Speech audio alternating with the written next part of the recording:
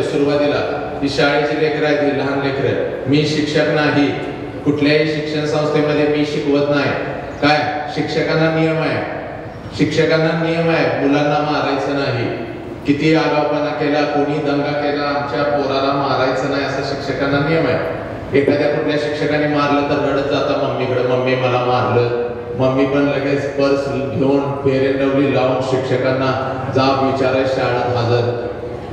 कोण दंगा केला, मध्ये उठला, खाली उतरणार, एका रपाट्यात चड्डीवली.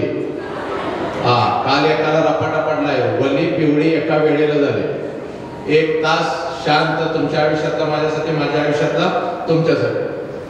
बहुजनांच्या अंधाऱ्या मृतप्राय जीवनात निर्भीड जगण्याचा सोनेरी किरण पसरविणारे, विजापूरच्या तख्ता समोर निमुटपणे झुकणाऱ्या नमणाऱ्या बेलगाम सरंजामदारांच्या बेबंदशाही विरुद्ध आवाज उठवणारे, सरंजामशाही कुलवंश परंपरा यांना नाकारून बहुजनांच्या अस्तित्वाचा झेंडा फडकवणारे, कल्याणच्या मोल्ला अहमेद सुभेदाराची सोन किंवा बेलवाडीच्या पाटलाची कन्या यांना मातृस्थानी लेखणारे, 17व्या शतकात सरंजामशाही विरोधात वादळ उभे करणारे, जनतेला बलिदानाची प्रेरणा देऊन बहुजनांचं स्वराज्य उभे करणारे, महान रचनात्मक प्रतिभेचा रणपुरुष, समर्पणशीलतेचे प्रत्येकारी प्रत्येक मातृभूमीचे असीम उपासक, सूर्यकुलातील सर्वश्रेष्ठ पुरुष, क्रांती पथकावरील सर्वश्रेष्ठ यात्रिक, रणशीलतेचे मानदंड, स्वराज्याचे संस्थापक, शककर्ते, युग प्रवर्तक छत्रपती शिवाजी महाराज. संपूर्ण स्वराज्याचे ज्ञानपीठ, विचारपीठ, प्रेरणापीठ म्हणजे माँसाहेब जिजाऊ.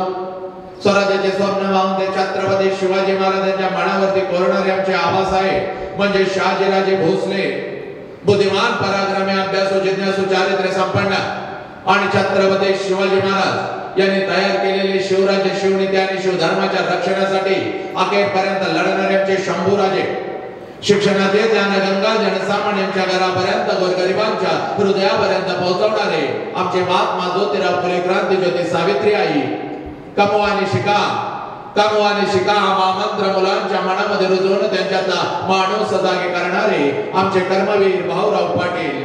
मौमेडा होणे आम्ही विष्णुदास, मौमेडा होणे आम्ही विष्णुदास, कठीण वज्रास भेदवायचे, भले तर देव कासेची लंगोटी, नाटाळाचे माते हानुकाठी. हा क्रांतिकारक विचार संपूर्ण विश्वाला देणारे जगद्गुरु संत तुकोबाराय. हातामध्ये झाडू घेऊन, हातामध्ये झाडू घेऊन स्वच्छतेचा महामंत्र देत माणसांचे अंतर्मने स्वच्छ करणारे आमचे संत गाडगे बाबा आणि आपल्या लेखणीच्या जोरावरती संपूर्ण विश्वाला मानवता, समता, बंधुत्वता हा महामंत्र देणारे विश्वरत्न डॉक्टर बाबासाहेब आंबेडकर यांना विनम्र अभिवादन करून एक मुखाने आपण सर्वजण बोलू. बोला छत्रपती शिवाजी महाराज की, बोला भारत माता की, बोला छत्रपती श्रीमंत धर्मवीर संभाजी महाराज की, बोला विश्वरत्न डॉक्टर बाबासाहेब आंबेडकरांचा. चला, या व्याख्यानाची सुरुवात अतिशय सुंदर झालेली आहे, पण हा सेवापूर्ती आणि अभिष्ट चिंतन याचा हा सोहळा आहे, लक्षात घ्या. आनंदाचा सोहळा आहे हे व्याख्यान नाही. हा आहे तो बदल आहे, हा आहे ते परिवर्तन आहे. एखाद्या कष्टाचा चीज काय असतं हे याचाच हा सोहळा आहे. आणि या सोहळ्याच्या सुरुवातीला मी तुम्हाला सांगतो, लक्षात घ्या, कृतज्ञता जोपर्यंत तुम्हाला कृतज्ञता कळणार नाही तोपर्यंत आम्ही आपलं आनंदी जीवन कधीच जगू शकणार नाही, आम्ही आपल्या आयुष्याला कधीच न्याय देऊ शकणार नाही. आणि म्हणून आज तुमच्या समोर लेकरांनो कृतज्ञता काय असते याचा अर्थ मी तुमच्या समोर ठेवतो. हे ज्या ज्या लोकांनी आमच्यासाठी काहीतरी केलं त्या लोकांच्यासाठी आम्ही काय केलं याला कृतज्ञता म्हणतात. ज्या आईने मला जन्म दिला, ज्या आईने मला जन्म दिला त्या आईसाठी मी काय केलं, ज्या बापाने मला जन्म दिला त्या बापासाठी मी काय केलं, ज्या मातीमध्ये मी वाढलो, ज्या मातीमध्ये मी घडलो, ज्या मातीने माझ्यावरती संस्कार केले, ज्या मातीने माझ्यावरती प्रचंड ऊर्जा भरली त्या मातेसाठी मी काय केलं, ज्या शिवधर्माचं नाव सर्वप्रथम, ज्या राष्ट्राचं नाव सर्वप्रथम मी माझ्या मुखावरती घेतो त्या राष्ट्रासाठी आणि त्या धर्मासाठी मी काय केलं याला कृतज्ञता म्हणतात. या व्याख्यानाच्या सुरुवातीला, परिवर्तनाच्या सुरुवातीला, या गुणगौरव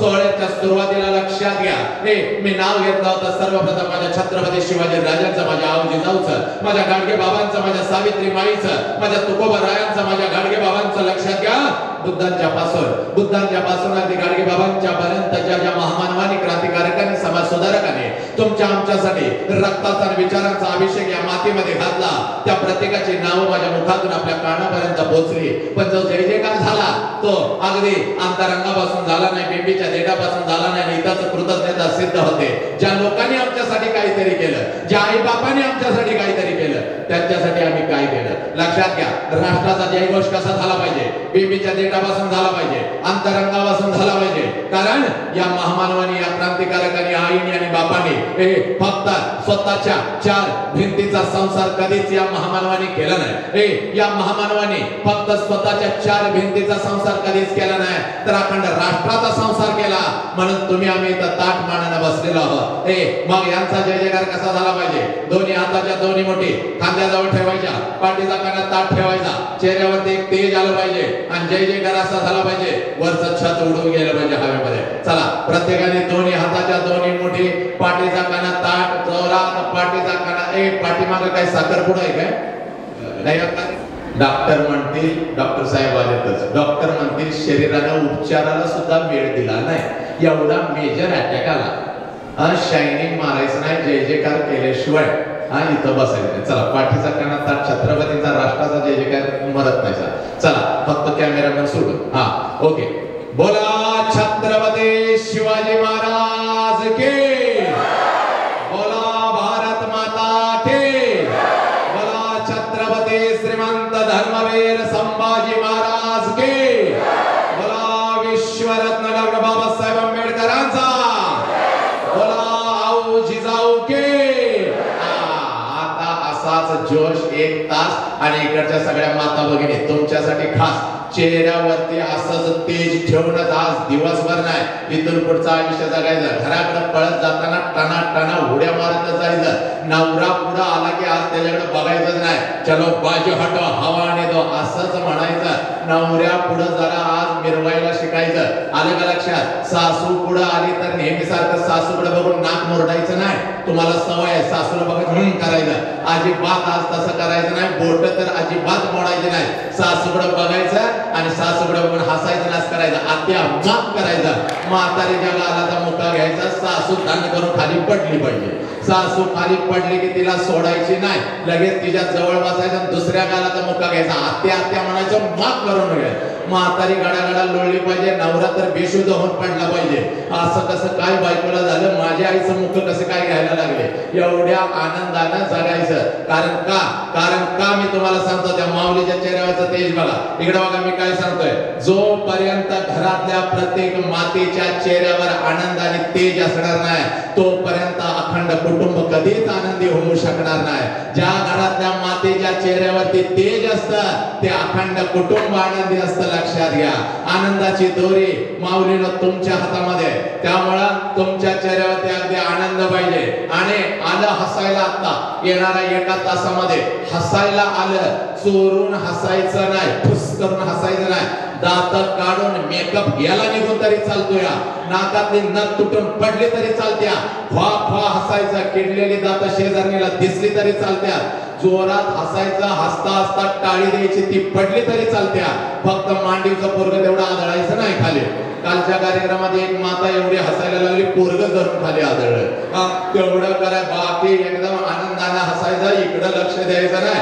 नवरा माझा बघल त्याला हसलेलं चालत नाही घरी गेल्यामुळे भांडण काढतंय ते लय नालायक आहे ते उद्या कुठं पण जाऊन हसून येईल ते उद्या नगरला जाईल इकडे पुण्याला जाईल 150 टनाचा मोदळा खदा खदा हसल घरला येईल तुला हसायला मिळते का तुला व्यक्त व्हायला मिळते का माते सगळ्यात अगोदर घरी 6 वाजता तू उठते आणि सगळ्यात शेवटी तू झोपते म्हणून आमची कुटुंब अगदी आनंदामध्ये संसार करत आहेत अगदी आनंदात आहेत कोणामुळं तर माते फक्त तुझ्यामुळं त्यामुळं तुझ्या चेहऱ्यावर अगदी आनंदी आनंदाने तेज पाहिजे बघ आणि इकडच्या सगळ्या पुरुष मंडळींना सांगतोय घरी गेल्यानंतर आपल्या कुटुंबाकडे पहिल्यांदा बघितल्यानंतर सुंदर असं हास्य द्यायचं अगोदर हसायचं पोराच्या गळ्यामध्ये पडायचं पोराला जवळ घ्यायचं फिरवायचं, लेकीच्या डोक्यावर हात फिरवायचा, बायकोकडे बघून अगं डार्लिंग म्हणायचं, मरत नाही झालं का हो? तर असं काय वागतायचं की जसं सगळ्या या पार्लेरचं टेन्शन तुला एकट्यालाच दिलेलं आहे साहेबानं. असं वागतो, सगळ्या शहरामध्ये खॅख्या करत फिरतो, घराकडे गेल्या वटवागड्यासारखा चेहरा कशाला करता. घरी गेल्या गेल्या अगोदर लेकरू पुढे आला की लेकराला मिठीमध्ये घ्यायचं, बायकोकडे बघून अगदी हसायचं, सुंदर हास्य द्यायचं, अशा पद्धतीने तिचं जीवन जगायचं. आता मी सांगितलंय म्हणून लगेच जाऊन हसायचं नाही, अगोदर घरात अंदाज घ्यायचा, कारण तुमचं मटेरियल, तुमचं इंजन तुम्हाला माहिती किती व्होल्टचं आहे, किती पॉवरचं आहे. आणि मी सांगितलंय म्हणून जाऊन लगेच हसशील, प्रयोग करू नको. अगोदर अंदाज घे, ते कुठल्या तर रागात असायचं तू जाऊन हसायचा, तुझा सगळा तुझ्या भोकंडीत बसते बघ. मग ते परवाच्या कार्यक्रमात असंच म्हणलं, बायकोकडे बघून हसायचं, एक समोर बसलं होतं, लय पेटलं, एवढं पेटलं जसं काय मीच त्याच्यामध्ये संचारलोय. घराकडे गेलं आणि नेमकी बायको उमऱ्यावर उभी होती आणि याला आठवलं, हंकारे सरांनी सांगितलं बायकोकडे बघून हसायचं, आणि हसलं. जसं हसलं तसं तिनं धरला, खाली पाडला, उरावरच बसली. 150 टनाचा मोदळा होता, हे होतं 40 किलोचं. लागलं टाचा घासायला, तिनं धरलं, शर्टाचा गचुरा असा धरला, 2 ठोस दिला, म्हणली नालायका वटवागळा, 18 वर्ष लग्नाला झाली, एकदा पण माझ्याकडे कधी बघून हसला नाहीस असं प्रेमानं. 18 वर्ष झाली, एकदा पण माझ्याकडे कधी बघून हसला नाहीस, आणि मगाशी माझ्या आईला अटॅक आलाय, हसत आलायस रे घरला म्हणजे. त्यामुळे अगोदर अंदाज घ्या मंडळी, नाही मी सांगितलंय म्हणून लगेच प्रयोग करायचा नाही. जीवन अतिशय सुंदर आहे, जीवन अतिशय आनंदी आहे, फक्त ते जगता आलं पाहिजे. या भगवंतानं एवढं सुंदर आम्हाला आयुष्य दिलं, आई बापाची पुण्याई, आमची पुण्याई, म्हणून एवढं सुंदर हे शरीर आम्हाला मिळालं, निरोगी शरीर आम्हाला मिळालं. आणि मग या शरीराला आणि मिळालेल्या आयुष्याला मी न्याय किती देतोय. या धर्मावर, या जगण्यावर शतदा शतदा शतदा प्रेम करावे. कवितेच्या रूपाने आम्हाला माहिती आहे, पण आम्ही तसं जगतो का? व्यक्त व्हा, मुक्त व्हा. आम्ही व्यक्त होतो का? आम्ही मुक्त होतो का? या जन्मावर, या जगण्यावर शतदा प्रेम करत असताना मन मोकळं आम्ही करतो का? मन मोकळं, अगदी मोकळं करायचं, पाखरू होऊन पाखरांशी बोलायचं, मन मोकळं, अगदी मोकळं करायचं. ते मन आम्ही कधी मोकळं करतो का? तुमचं दुःख खरं आहे कळतं मला, आई शपथ घेऊन सांगतो, तुमच्या इतकंच छळतं मला. पण आज माझ्यासाठी सगळं विसरायचं, आपण आपलं चांदणं होऊन अंगणभर पसरायचं. अरे सूर तर आहे तर आपण फक्त झुलायचं, मन मोकळं, अगदी मोकळं करायचं. हे मन आम्ही कधी मोकळं करतो का? आम्ही व्यक्त होतो का? आम्ही आमच्या नात्याला न्याय देतो का? आम्ही आमच्या आयुष्याला न्याय देतो का? भगवंतानं मनभर आम्हाला सुख दिलंय, पण ते मनभर सुख आम्ही विसरून जातो, आणि कणभर दुःख आलं तर त्या कणभर दुःखाचा राई एवढा मोठा मोठा पर्वत आम्ही करतो. लक्षात घ्या, म्हणून आज तुमच्या काळजामध्ये पेरायला आलोय नातं. कोणतं नातं? पोरे वसंत हंकारे आला आणि फक्त आम्हाला हसवून गेला असं होता कामा नये. लक्षात घ्या, वयाची कितीतरी वर्ष निष्ठेने कार्यरत असलेला हा माणूस आज सेवा निवृत्त होतोय, आणि म्हणून त्या निमित्तानं एक बाप म्हणून हा विषय तुमच्या समोर मी मांडतोय. आज वय तुझं कितीही वर्षाचा असू दे, तुझं वय 20 वर्षाचा असू दे, तुझं वय 15 वर्षाचा असू दे, तुझं वय 18 वर्षाचा असू दे, तुझं वय 40 वर्षाचा असू दे, किंवा तुझं वय 50 वर्षाचा असू दे, घरात आई असेल ना तर आज पळत जायचं आणि आपल्या आईला फक्त एकच प्रश्न विचारायचा. पोरा, हा प्रश्न तू तुझ्या माऊलीला कधीच विचारला नाही. तेव्हा वसंत हंकारे आला आणि फक्त हसवून गेला असं होता कामा नाही. बा वसंत हंकारे आला, वसंत हंकारे आला आणि माणसामधला माणूस जागा करून गेला. कोलाहलात साऱ्या माणूस शोधतो मी, गर्दीत माणसांच्या माणूस शोधतो मी. गर्दी खूप आहे पण माणसं कुठं तर कमी आहे. तो माणूस जागा करायला आलोय. आज तुझं वय कितीही वर्षाचा असू दे, पळत घरी जायचं बघ, आईच्या नजरेमध्ये नजर घालायची आणि आईला फक्त एकच प्रश्न विचारायचा. पोरा, हा प्रश्न तू तुझ्या माऊलीला कधीच विचारला नाहीस. इयत्ता 1ली पासून 2वी पर्यंत शिक्षण तू घेतलास, पण तुझ्या माऊलीला, तुझ्या आईला हा प्रश्न तू कधीच विचारला नाहीस. आज पळत जायचं आणि आपल्या आईला पहिला प्रश्न विचारायचा. आई, 9 महिने 9 दिवस आई तू मला तुझ्या उदरामध्ये ठेवलंस. आई, 9 महिने 9 दिवस आई तू मला तुझ्या उदरामध्ये ठेवलंस. आणि ज्या वेळेला तू मला जन्म देत होतीस त्यावेळेला आई तुला किती यातना होत होत्या ग आई, तुला किती यातना होत होत्या. हा प्रश्न फक्त त्या माऊलीला विचार. हा प्रश्न तू कधीच तुझ्या आईला विचारला नाहीस पोरा. आज जा आणि आपल्या आईच्या नजरेमध्ये नजर घालत आईला प्रश्न विचार. आई 9 महिने 9 दिवस तू मला तुझ्या उदरामध्ये ठेवलास आणि ज्या वेळेला आई तू मला जन्म देत होतीस त्यावेळेला तुला किती यातना होत होत्या. आईच्या मुखातला शब्द विरून जाईल, आबोला धरेल ती माऊली. आणि म्हणून तुला पोरा सांगतो बघ, 9 महिने 9 दिवस माता आपल्याला उदरामध्ये ठेवते आणि ज्या वेळेला ती आपल्याला जन्म देत असते या विश्वातल्या कितीतरी आयांनी शेवटचा श्वास घेतलाय पोरा, शेवटचा श्वास घेतलाय. एवढ्या अनंत आणि मरण यातना त्या माऊलीला होत असतात. तुला मला जन्म देताना पोरानं एकीकडे ती माऊली आपल्याला जन्म देत असते आणि दुसरीकडे त्या माऊलीचा शेवटचा श्वास या आसमंतामध्ये या ब्रह्मांडामध्ये विलीन होत असतो. एवढ्या अनंत यातना त्या आईला आम्हाला जन्म देताना होत असतात. पण पोरानं अनेक अवघड गणित आम्ही सोडवली, अनेक अवघड गणित आम्ही फळ्यावरती सोडवले, पण आईच्या वेदनेचं हे गणित मात्र आम्हाला कधीच कळालं नाही पोरा. आईच्या वेदनेचं हे गणित आम्हाला कधीच कळालं नाही आणि त्या माऊलीनं या वेदना आपल्या लेकरांना कधीच सांगितल्या नाहीत पोरा. एवढ्या प्रचंड यातना तिला होत असतात माझ्या लेकरा. तुला अध्यात्म सांगतो बघ, पारायण उठतात बघ, तुकोबारायांची गाथा तू वाचतोस, ज्ञानेश्वर माऊलीची ज्ञानेश्वरी तू वाचतोस, पण मुखातूनच वाचतोस, अंतरंगामध्ये कधी गेली नाही बघ ती माझ्या माऊलीची ज्ञानेश्वरी. पोरा त्याचा अध्यात्म तुला सांगतो बघ. तुझा जन्म झाल्या माझ्या लेकरा, तुझा जन्म झाल्या या विश्वामध्ये तुझ्या गालाला जर पहिला स्पर्श कोणी केला असेल आणि तुझ्या गालाचा पहिला मुक्का जर कोणी घेतला असेल तर त्या माऊलीचं नाव आई आहे पोरा, त्या माऊलीचं नाव आई आहे पोरा. पोरा बघ तुला दुसरा अध्यात्म सांगतो बघ पोरा. तुझा जन्म झाल्यानंतर तुला या हातामध्ये जर कोणी घेतला असेल आणि तुझ्या गालावर जर पहिला अश्रू कोणाचा पडला असेल तर त्या देव माणसाचं नाव बाप आहे पोरा, त्या देव माणसाचं नाव बाप आहे पोरा.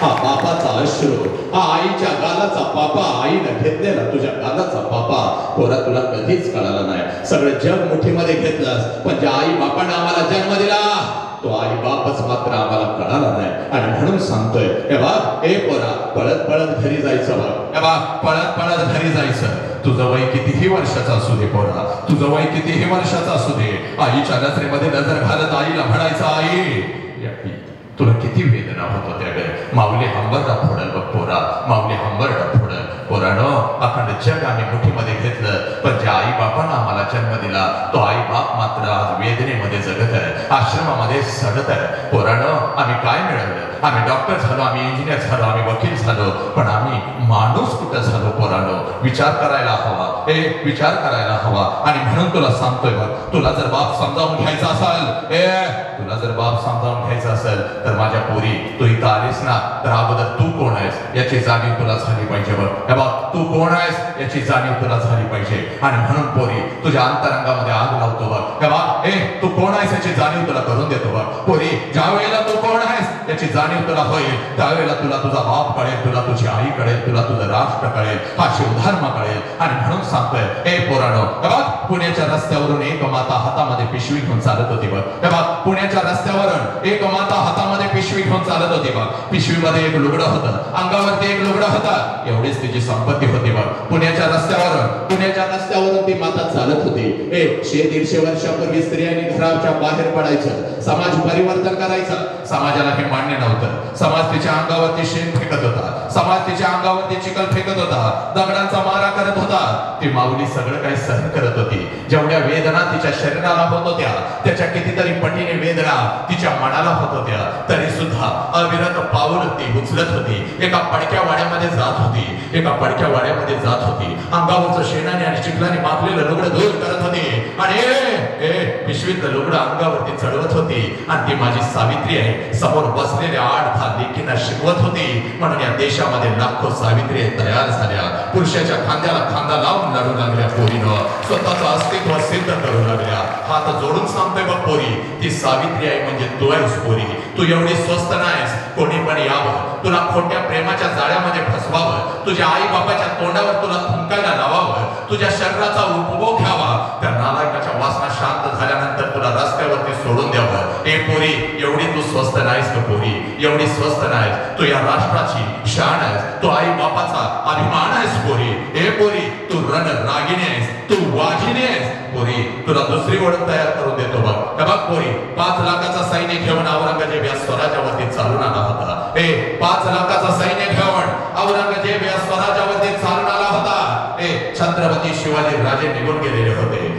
संभाजी राजांचं बलिदान झालेलं होतं, संभाजी राजांचं बलिदान झालेलं होतं. राजाला महाराज आम्हाला सोडून निघून गेलेले होते आणि 5 लाखाचं सैन्य घेऊन आलेल्या औरंगजेबाला वाटलं आता हे स्वराज्य माझं आहे. पण नाही पोरीनो, एक रणचंडिका उठली, हातामध्ये तलवार घेतली, घोड्यावरती स्वार झाले आणि 5 लाखाचं सैन्य घेऊन आलेल्या औरंगजेबाला शेवटचा श्वास याच मातीत घ्यायला लावला. तिचं नाव तारा राणी आहे आणि ती तारा राणी म्हणजे तू आहेस पोरी. ती तारा राणी म्हणजे तू आहेस. तू एवढी स्वस्त नाहीस पोरी. कोणी पण यावं, कोणी पण यावं, तुझ्या शरीराचा उपभोग घ्यावा, कोणी पण यावं, तुझ्या शरीराचा उपभोग घ्यावा. तुझ्या आई बाबाच्या तोंडावर तुला थुंकायला लावावं. एवढी स्वस्त नाहीस पोरी तू, एवढी स्वस्त नाहीस पोरी तू. आणि म्हणून तुला सांगतोय बघ, तुझा बाप कोण आहे याची जाणीव तुला करून देतो बघ. तुझी आई कोण आहे याची जाणीव तुला करून देतो बघ पोरी. तुझा बाप म्हणजे एक वाघ आहे पोरी, तुझी आई म्हणजे एक वाघीण आहे पोरी. पोरी, तुझा बाप म्हणजे एक वाघ आहे, तुझी आई म्हणजे एक वाघीण आहे आणि एका वाघानं एका वाघिणीनं तुझ्यासारख्या वाघिणीला जन्म दिलाय पोरी. ही तुझी खरी ओळख आहे, ही तुझी खरी ओळख आहे. ही ओळख तू कधीच विसरू नको पोरा. बापाच्या उंची एवढी आपली उंची झाली, बापाच्या उंची एवढी आपली उंची झाली. ते माझ्याकडे फिरवले मॉनिटर, माझ्याकडे. बापाच्या उंची एवढी आपली उंची झाली, बापाच्या उंची एवढी आपली उंची झाली आणि बापाचं चप्पल आपल्याला बसायला लागलं म्हणजे बापा एवढ्या वेदना, बापा एवढ्या वेदना आपण कधीच सहन करू शकत नाही. पोरा, हा तुझा बाप आहे बघ. बाप असा मिरवत असतो, पोरग हाताखाली आलं, पोरग खांद्याला खांदा लावतं आणि तेच पोरग जर बापाला लाचार करत असेल, तेच पोरग जर व्यसन करून फिरत असेल तर पोरानं त्या बापानं जगायचं कसं? बापाच्या उंची एवढी उंची झाली की तुमच्या हातामध्ये सिगारेट येतं, तुमच्या हातामध्ये मावा येतो, तुम्ही बाप विसरायला लागता, तुम्ही आई विसरायला लागता. एवढं सुंदर मिळालेलं आयुष्य विसरता पोरानं का? ज्याला बाप कळाला त्यानं मृत्यूच्या दारामध्ये आपल्या शरीराचे तुकडे तुकडे करून घेतले. हा ज्वलंत इतिहास आहे. जास्त वेळ तुझ्या आयुष्याचा घेत नाही बा पोरा, पण आज तुझ्या काळजामध्ये आग लावून जातो बा. हे बा पोरा, बोरा, वय वर्ष 32 होतं माझ्या संभाजीराजांचं. नीट ऐकायचं इथं प्रत्येकानं. तुझा बाप वाघ काय, तुझी आई वाघीण काय आणि एका वाघाच्या आणि एका वाघिणीच्या पोटी तुझ्यासारख्या वाघानं जन्म का घेतलाय पोरा? याचं ज्वलंत उदाहरण इतिहासाच्या पानावरचं. वय वर्ष 32 होता संभाजीराजांचं. संभाजीराजांना कैद झालेले होते. 39 दिवस संभाजीराजांच्या शरीराचा हाल झालेलं होतं. साखळ दंडामध्ये संभाजीराजांना बांधलेलं होतं. मृत्यूच्या दारामध्ये संभाजीराजा उभा होता आणि बादशाह औरंगजेब संभाजीराजा समझतो संभाल, हम तुम्हारी जान बख्श देंगे संभाल, हम तुम्हें जिंदा छोड़ देंगे संभाल, हमें चाहिए सिर्फ तेरे पिताजी का स्वराज्य, तेरे बाप का स्वराज्य हमारे चरणों में रख, हम तुम्हारी जान बख्श देंगे संभाल, हम तुम्हारी जान बख्श देंगे. त्यावेळेला संभाजीराजा शत्रूच्या नजरेत नजर घालत म्हणतो, या शरीराचे तुकडे तुकडे केले तरी चालतील पण हा शिवपुत्र तुझ्या समोर कदापि झुकणार नाही, कारण मला माझा बाप कळालेला आहे, मला माझं स्वराज्य कळालेलं आहे. पोरांनो ऐका रे, एखादा काटा जर आपल्या पायामध्ये घुसला तर आपण हंबरडा फोडतो, एखादा काटा पाय सुजतो. पोरांनो, तापलेल्या जिवंत साळ्या संभाजीराजांच्या डोळ्यासमोर आल्या, तापलेल्या जिवंत साळ्या संभाजीराजांच्या डोळ्यासमोर आल्या. संभा, अब तो झुक जा, नहीं तो हम तुम्हारी जिंदा आंखें निकाल देंगे. संभाजीराजा झुकला नाही, चेहऱ्यावरचं तेज कमी झाले नाही. त्या दोन्ही साळ्या संभाजीराजांच्या डोळ्याच्या आत पार गेल्या, जिवंत डोळे काढले गेले. सर्र आवाज आला, डोळ्यातून फक्त काळं रक्त गळत होतं, तरी सुद्धा संभाजीराजा झुकला नाही. जीभ काढली, जिवंत कातडी सोडली, नख काढली, तुकडे तुकडे केले, बिबीच्या काठावरती विखुरले गेले. पण संभाजीराजाच्या शरीराच्या प्रत्येक तुकड्यातून आवाज येत होता, माझा बाप, माझं स्वराज्य, माझी रयत. पोरानो, तो झुकला नाही, कारण संभाजीराजांना बाप कळाला होता, कर्तव्य कळालेलं होतं. तुम्हाला तुमचा बाप कळाला का? तुम्हाला तुमचं आयुष्य कळालं का? तुम्हाला तुमचं कर्तव्य कळालं का? अरे 16-17 वय काय होतं आणि प्रेमाच्या जाळ्यामध्ये काय पडतोस? एखाद्या मुलगीला काय फसवतं, अरे हे वय आहे कर्तृत्वानं घडण्याचं, हे वय आहे आई बापाच्या कष्टाला न्याय देण्याचं, पण याच वयामध्ये तुम्ही ढासळता कारण पोरानं का.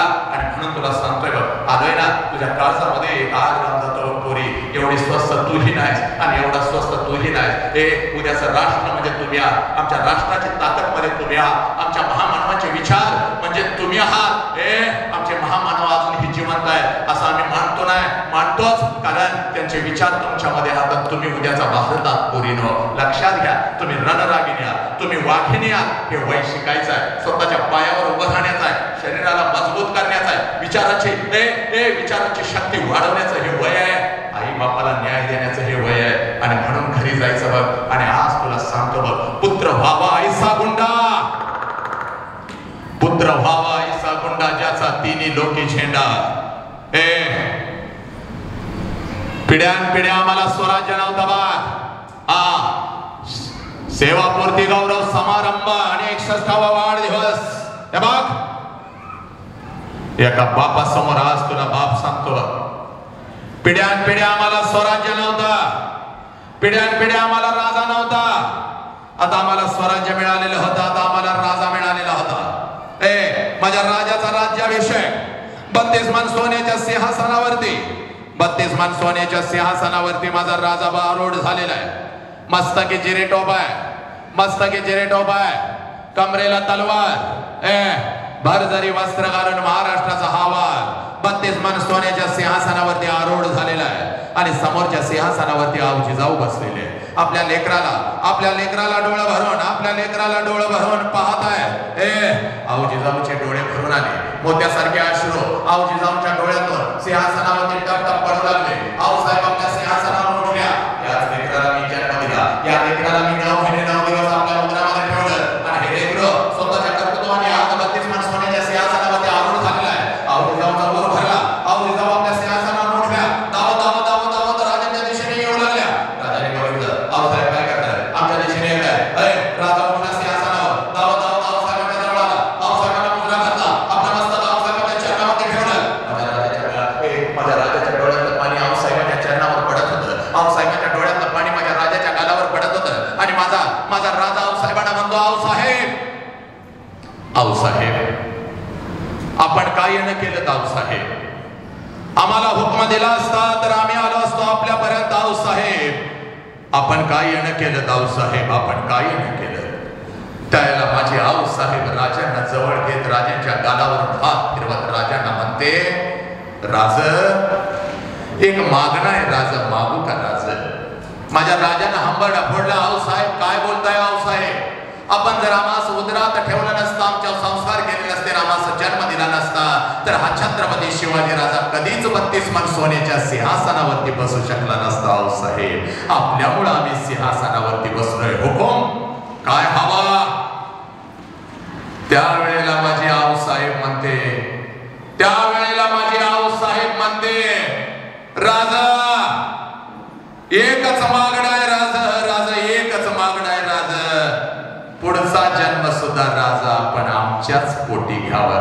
राजा एकच मागणं आहे, पुढचा जन्म सुद्धा राजा आपण आमच्याच पोटी घ्यावा.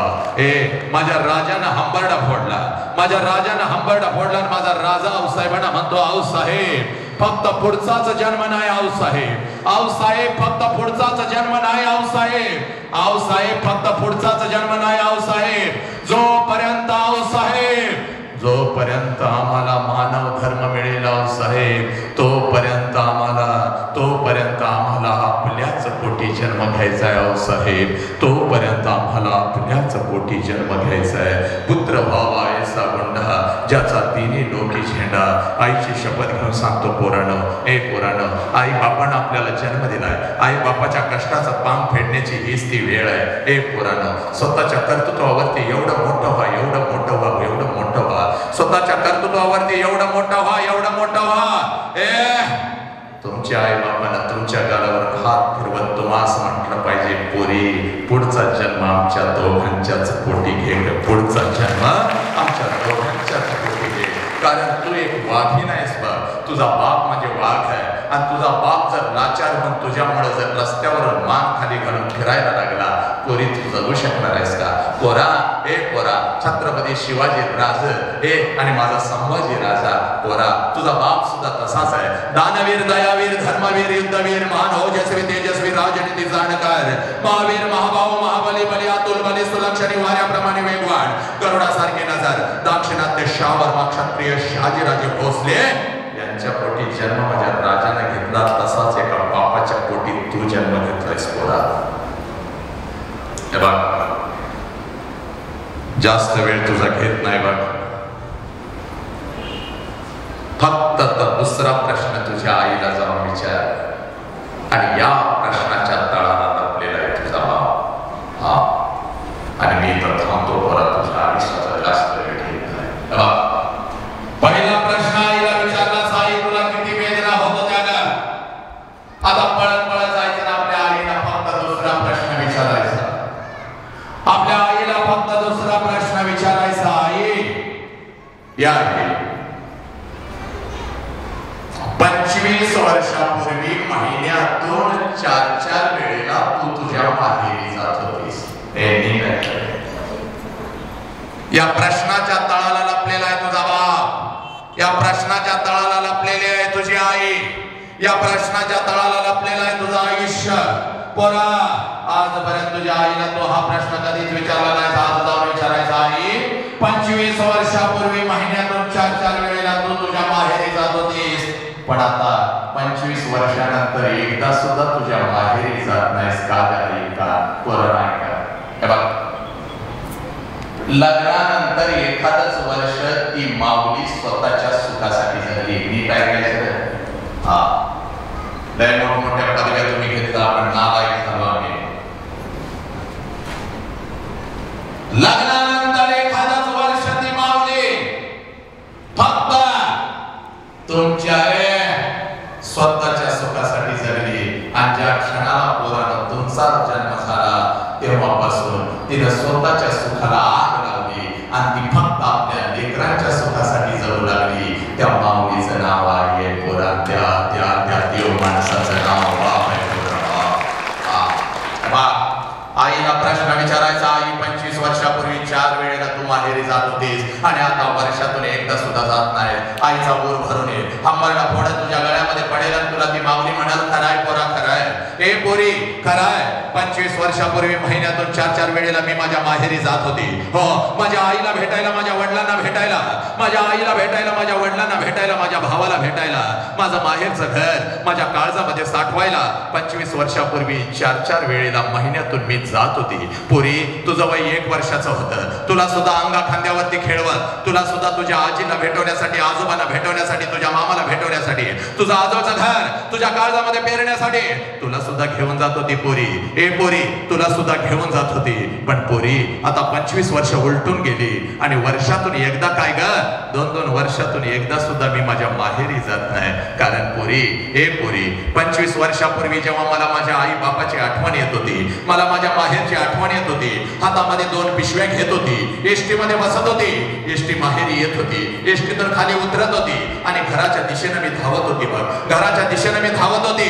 कधी एकदाचा घर माझं जवळ येतंय, कधी एकदाची माझ्या समोर माझी आई येते, कधी एकदाची आईच्या गळ्यामध्ये मी पडते, कधी एकदाची बापाच्या गळ्यामध्ये मी पडते, कधी एकदाचा तो भाऊ जो सतत माझ्या बरोबर भांडण काढायचा, तो कधी एकदाचा समोर येतो, कधी एकदाची त्याच्या गालावरून हात फिरवते, कधी एकदाची 100ची नोट काढून माझ्या भावाच्या हातावरती ठेवते. ए पोरी, ए 2 हातात पिशव्या घ्यायची, एसटी मध्ये बसायची, एसटी माहेरी यायची पोरी, एसटी माहेरी यायची आणि मग घराच्या दिशेने मी धावायची. बघ, ए घराच्या दिशेने मी धावायची. नजरेच्या टप्प्यामध्ये माझं घर यायचं, नजरेच्या टप्प्यामध्ये माझं घर यायचं. मग हरणासारखी मी पावलं उचलायची, हरणासारखी मी पावलं उचलायची, घराच्या दिशेने धावायची. ए नजरेच्या टप्प्यामध्ये माझं घर यायचं आणि घराच्या अगोदर मला ते घराचं अंगण दिसायचं आणि त्या अंगणामध्ये मला माझ्या बापाचं चप्पल अगोदर दिसायचं. पोरी, त्या अंगणामध्ये मला माझ्या बापाचं चप्पल अगोदर दिसायचं. अंगणात बापाचं चप्पल दिसलं रे दिसलं. अंगणात बापाचं चप्पल दिसलं की मला लांबूनच कळायचं माझा बाप घरामध्ये आहे, माझा आबा घरामध्ये आहे. कारण माझं बालपण तसाच गेलं होतं पोरी. तिने सांगायला जेव्हा शाळेहून घरात येत होते आणि अंगणात बापाचं चप्पल जेव्हा बघत होते, अंगणातूनच आबाला आरोळी देत घरात शिरत होते. आबा आबा उद्या तुम्हाला शाळेत बोलवलंय. आबा आबा मला उद्या हे पाहिजे. आबा आबा मला उद्या ते पाहिजे. माझा बाप मला जवळ घ्यायचा. कार्टे येतो की का उद्या तुझ्या शाळेत, देतो तुला काय हवं ते. अगं सकाळी शाळेला गेलेस, आत्ता आलेस, भूक लागली असेल, अगोदर काहीतरी खाऊन तरी घे. माझा बाप स्वतःच्या हातानं माझ्या मुखामध्ये मला घास भरवायचा, माझ्या गालावरून हात फिरवायचा, पाठीवर थाप टाकत म्हणायचा, काळजी करू नको पोरी, मी आहे की तुझ्या पाठीशी, मी आहे की तुझ्या पाठीशी. लग्न झालं, सासरी गेले, बापाची आठवण आली, आईची आठवण आली की हातामध्ये 2 पिशव्या, एसटी मध्ये बसायची, एसटी माहेरी थांबायची, एसटीतून खाली उतरायची, घराच्या दिशेने मी धावायचे. नजरेच्या टप्प्यामध्ये घर यायचं, घराच्या समोरचं ते अंगण दिसायचं आणि अंगणामध्ये मला माझ्या बापाचं चप्पल दिसायचं आणि लागूनच मला कळायचं माझा बाप घरामध्ये आहे, माझा आबा घरामध्ये आहे. आणि मग अंगणातूनच मी माझ्या बापाला हाक द्यायची, आबा आबा. आणि आबा ही हाक माझ्या बापाच्या कानावरती पडताच,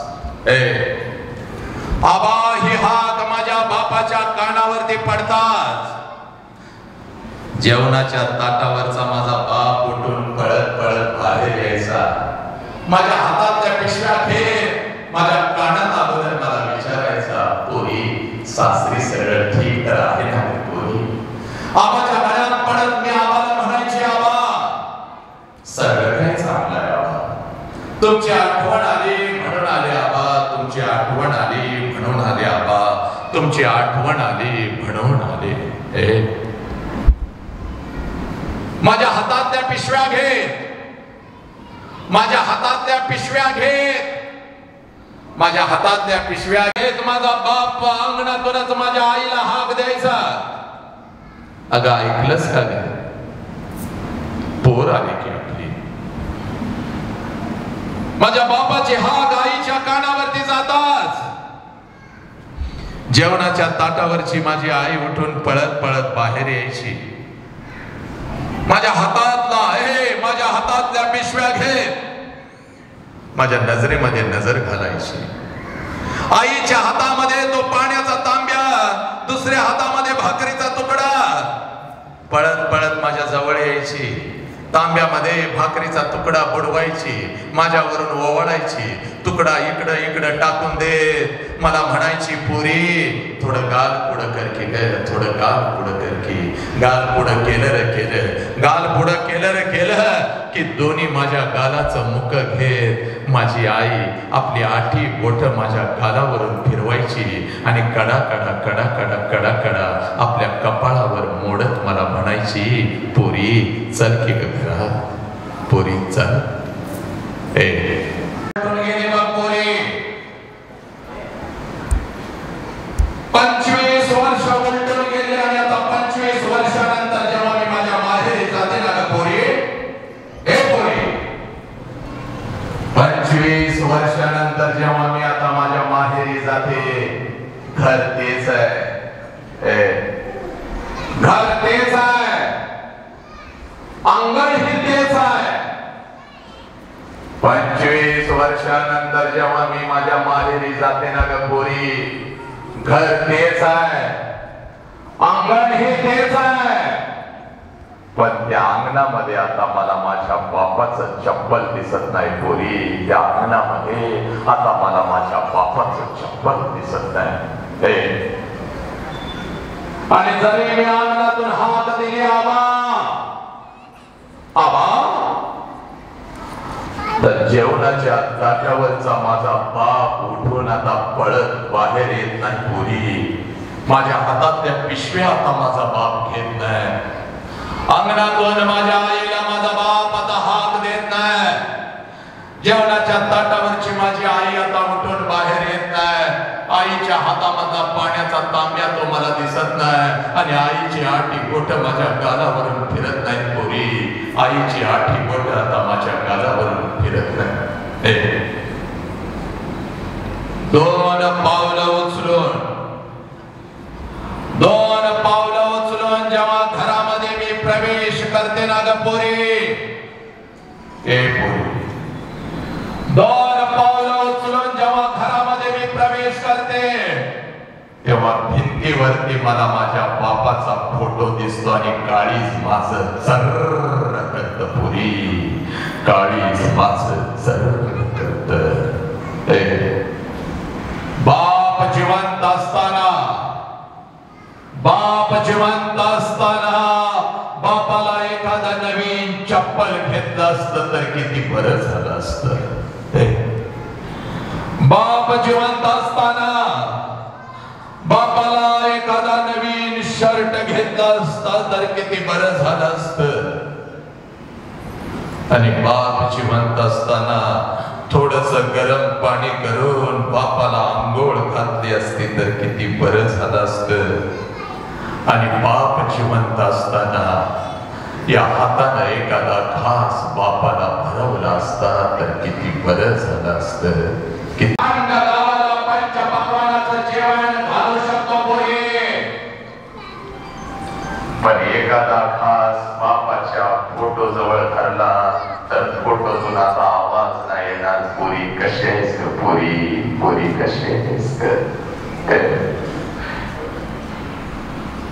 भिंतीवरचा बाप आता खाली येऊन माझ्या हातातल्या पिशव्या नाही घेणार पोरी. आणि एखादा खास त्या आईच्या फोटो जवळ धरला तर आईच्या फोटोतून आवाज नाही येणार. पोरी तू जेवलीस का पोरी, पोरी तू जेवलीस का. आयुष्याची 61 पूर्ण केली या बाप माणसानं. 30-40 वर्ष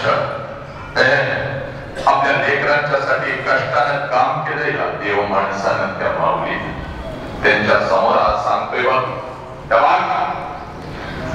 आला श्वास गेला श्वास जीवा तुझा रतंतर.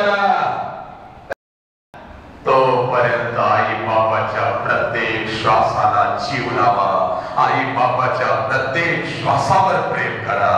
एकदा का आई बाबाचा श्वास निघून गेला की भिंतीवरचा बाप कधीच खाली येत नाही पोरांनो, आणि तुम्हाला मिठीमध्ये घेत नाही. आणि भिंतीवरची आई कधीच तुमच्या गालावरून हात फिरवत नाही. आणि म्हणून तुम्हाला सांगतोय, उद्या डॉक्टर होशील, उद्या इंजिनियर होशील, उद्या वकील होशील, उद्या डॉक्टर होशील, उद्या इंजिनियर होशील, उद्या वकील होशील, उद्या लाखो आणि करोड रुपये कमावशील. पण ते लाखो आणि करोड रुपये त्या तिरुपतीच्या चरणावर जरी ओतलेस आणि ते लाखो आणि करोड रुपये त्या शिर्डी साईबाबाच्या चरणावर जरी ओतलेस तर तो शिर्डीचा साईबाबा आणि तो तिरुपती तुझा गेलेला बाप तुला परत नाही आणून देऊ शकणार पोरा. तुझा गेलेला बाप तुला परत नाही आणून देऊ शकणार. तुझा एकच देव आहे, ज्या देवाचं नाव बाप आहे पोरा, ज्या देवाचं नाव बाप आहे. आणि तुझ्या आयुष्यामध्ये तुझी एकच देवी आहे, ज्या देवीचं नाव आई आहे पोरा, ज्या देवीचं नाव आई आहे पोरा, ज्या देवीचं नाव आई आहे. पोरानो, सगळं काय आम्हाला कळालं. आम्ही उपवास काय करतो, आम्ही अंगाची संकष्टी काय करतो. नीट ऐकरा, तू डॉक्टर झाला, तुझी तू इंजिनियर झाला, तू वकील झाला, अरे 1 करोडचा बंगला आहे, 40 लाखाची गाडी आहे, 50 तोळा अंगावरती सोनं आहे. पण आई बाप मात्र वेदनेमध्ये होत पडतोय. अरे चुलीत घालायचं करा ती संपत्ती. राजाची महाले सौखे कधी मिळाली, ती सर्व प्राप्त झाली या झोपडी तमाच्या. झोपडी आहे पण झोपडीतला आई बाप मात्र हसतोय. पोरानं स्वर्ग आहे ती झोपडी म्हणजे. पोरा तू तुकारामांचा इथं दाखलाय, उगाच काहीतरी बोलत नाही. भुके पोटी नाही आणि मेल्यावर पिंड झालं. आम्ही फोन करतो, आम्ही नालायक लोक आहे. बाप जिवंत असतो रे, तोपर्यंत बापाकडे बघायला वेळ नसतो, बापाच्या गालावर हात फिरवायला वेळ नसतो. अरे नालायका, 1 वर्षाचा होतास, अंगणात खेळताना पडलास, अंगठा फुटला, रक्त आलं, मंदिरातला कुठला देव उठून बाहेर आला नाही, पण हमरडा फोडत बाप उठून बाहेर आला. या हातामध्ये तुझा अंगठा धरला, पळवत दवाखान्यात घेऊन गेला, तुझ्या गालावरून 1000 वेळा हात फिरवला, पण आता तुला वेळ नाही तुला बापाच्या गालावरून हात फिरवायला. अरे तुझा बाप उपाशी राहिला, कुठला मंदिरातला देव आला नाही, तुझ्या मुखामध्ये घास भरवला नाही, पण बाप उपाशी राहिला साला, आणि तुला कमरेवरती घेत बापाने तुला घास भरवला. पण आता एखादा घास बापाला भरवायला तुला वेळ नाही. अरे अंगावर फाटके कपडे घातले, पण सणासुदीला सणात तुला नटवला, तुला सजवला, पण त्या बापाच्या अंगावर एखादा कपडा घालायला मात्र तुला वेळ नाही. आणि बाप मेला की सगळ्या गावाला गोळा करतोस आणि ठोंग काय करतोस, एक वर्ष मी हे सोडलं आणि एक वर्ष ते सोडलं, बापाला आवडत होतं म्हणून सोडलं. अरे नालायका, बाप होता तोपर्यंत त्याच्या मुखात घालायला तुला वेळ मिळाला नाही. म्हणून तुकोबारायाने लिहून ठेवलंय, भुके पोटी नाही अन्न आणि मेल्यावर एक पिंडदान.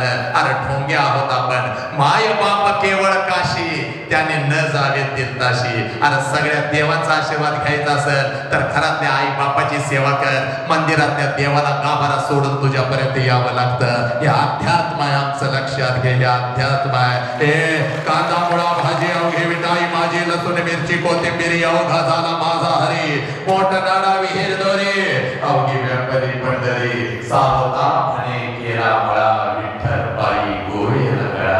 अरे त्या पंढरीच्या विठ्ठलाला सुद्धा गावाला सोडून यावं लागलं. हा बाप पण ही आई पुराण आम्हाला कळाली नाही. सरळ सरळ आईला म्हणता, तुला काय कळतं, गप्पा बस आई, सांगतोय तेवढं कर.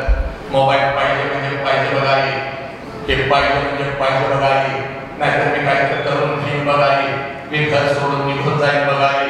आई गप्प बसते, बाप गप्प बसतो. पोरगीला पोरानं काय करून घेतलं तर त्याने जगायचं कसं, आत्महत्या काय करतात, व्यसनाधीन काय होतात, नालायकानं घर सोडून काय जातात, हे धिंगाणा चाललं तुम्ही, तुम्हाला आई कळाला नाही. परवा एका वृद्धाश्रमामध्ये गेलो, आजी बसलेले होते, 75 वर्षाची आजी बसलेली होती, डोळ्यामध्ये आसू होती, खिशामध्ये हात घातला, 500 रुपयांची नोट बाहेर काढली, खिशामध्ये हात घातला, 500 रुपयांची नोट बाहेर काढली, आजीच्या हातावरती ठेवली. त्यावेळेला आजी म्हणते, बाळा, हे बाळा, ती भाषण देतोस तूच काय?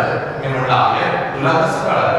अरे बाबा, इथं आम्हाला टीव्हीवर दाखवतात तुझी भाषण, लय हसतो आम्ही म्हाताऱ्या म्हाताऱ्या, आणि हसता हसता कधी रडवतोस कळत सुद्धा नाही. माझ्या बाळा, हे बाळा, तुझ्या मागे सगळे तरणी पोरं पडतात, मी बघितलंय. माझं एक काम करशील का? मला तुझं 500 रुपये नको, माझं एक काम कर की, या 500 रुपये पण ठेव, तुझं काम पण करणार. बोल, काय काम आहे? त्यावेळेला माऊली हुंदका देत माझ्या गळ्यात पडत मला म्हणते, मी जन्म दिलेल्या माझ्या लेकराला कधी मला भेटायला घेऊन येशील का? माझ्या जन्म दिलेल्या लेकराला भेटायला घेऊन येशील का? 1.5 वर्षापूर्वी इथं सोडून गेलोय बघ, 2च दिवसात येतो म्हणून सांगून गेलं होतं. 1.5 वर्ष होत आलं, पोरगं काही माझं अजून आलं नाही. रोज वाट बघत्याला, आज येईल उद्या येईल, उठल्यापासून झोपेपर्यंत त्या रस्त्याकडे नजर लावून बसत्या. वर्ग काय येणार आणि माझा जीव पण काय जाईना, माझा जीव पण काय जाईना. लहानपणी 1 तासासाठी नालायकानं, हे हरामखोर, लहानपणी 1 तासासाठी आई जर नजरे आड जात होती तर आम्ही हंबरडा फोडत होतो, माझी आई कुठं आहे, माझी आई कुठं आहे. तापानं आम्ही फणफणत होतो. लहानपणी जशी आपल्याला आईची गरज होती ना रे कारट्यानं, म्हातारपणात त्या आई बापाला आपली गरज आहे रे पोरांनो, आपली गरज आहे. पण हा बाप आणि आई विसरले आणि म्हणा आमचा तिरंगा चंद्रावर काय फडकला आणि आम्ही डॉक्टर काय झालो ना, आम्ही इंजिनियर काय झालो ना, आम्ही वकील काय झालो. अरे जाळायच्या काय तुमच्या पदव्या, अरे जाळायची काय तुमची संपत्ती. अरे या राष्ट्रातला आई बाप आज ही वृद्धाश्रमामध्ये सडतो सालाना. आम्ही अभिमानानं सांगतो, माझ्या तालुक्यात 4 वृद्धाश्रम आहेत आणि माझ्या तालुक्यात जिल्ह्यात 5 वृद्धाश्रम आहेत. थू थू थू थू थू, कोलाहलात साऱ्या माणूस शोधतो मी, गर्दीत माणसांच्या माणूस शोधतो. लय सांगता, मला जेवढं कळत नाही मोबाईल मधलं तेवढं माझ्या लेकराला कळतं. नालायक आम्ही या पोरीना विचारा, या पोरांना विचारा, एक कारटी किती जोर मारते तू किती जोर मारते? मला जोर येत नसता, मी फेरेन लावली नव्हती. पोरं संडासात मोबाईल घेऊन बसायला लागले ना. सकाळ सकाळी उठायचं, मोबाईल घ्यायचा, तोंड ढाळ करून संडासात बसायचं आणि संडासात मित्राला मेसेज पाठवायचा, शुभ सकाळ. संडासात शुभ सकाळ असतो का? नालायक. वाह्यात पिढीचं संस्कार कमी, व्यायाम कमी, तंत्रज्ञानामध्ये अडकले. तंत्रज्ञानाचा कसा फायदा करून घ्यायचा हे राहिलं बाजूला आणि नको ते सुरू झालं. हे ऐका, आई आणि बाप म्हणून एका मिनिटामध्ये सांगतो, जास्त वेळ माझ्याकडे नाही बघ.